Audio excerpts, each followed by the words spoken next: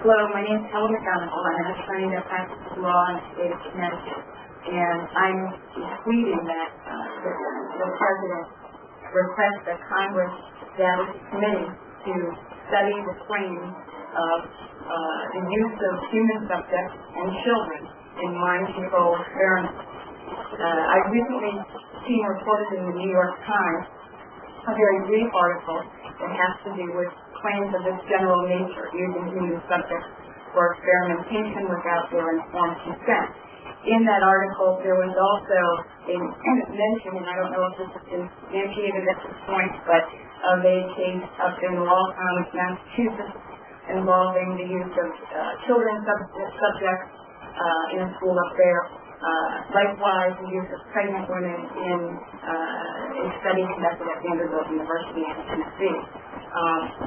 As an American citizen, when I read this sort of information, and not that I believe everything that's in the newspaper, and it's rare to even see this kind of information in the newspaper, I want to know more. I think that the citizenry of our country should know more about these kinds of claims, or else we'll be left as citizens of this country suspicious of our government and wondering whether the claims can in any way be substantiated.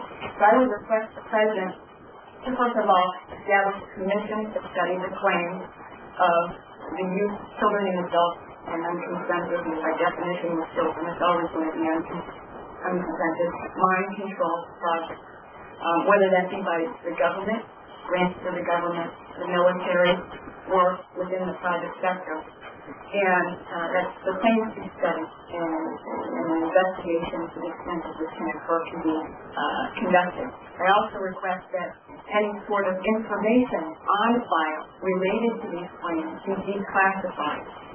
The President of this country, I think that President Clinton has been very good about seeing that much of the information has been declassified concerning other ongoing projects, I guess, occurring in the present and in the past, and that this information has been made available to the public. I think it's critical that it should be made in terms of claims of this nature concerning my studies.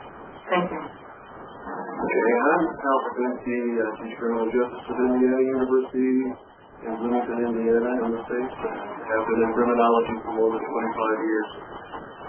In my own opinion, what I've learned is mind control and ritual abuse makes me think that there's no more important problem of personal violence for us to know about in the part of the world that I come from. If we have any faith in our government at all, we very much need for the government to look into ritual abuse and mind control experiments and hear from the survivors. Mr. President, I very much hope that you will have this matter aired so that we can learn what part of our government is controlling.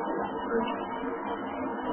My name is Pamela Chretien. I'm Executive Director of the International Council on Cultism and Ritual Trauma, and I respectfully request that you undertake an investigation, congressionally, presidentially, or by special committee, to investigate our patients' allegations that they have been abused by agencies or officers of the government.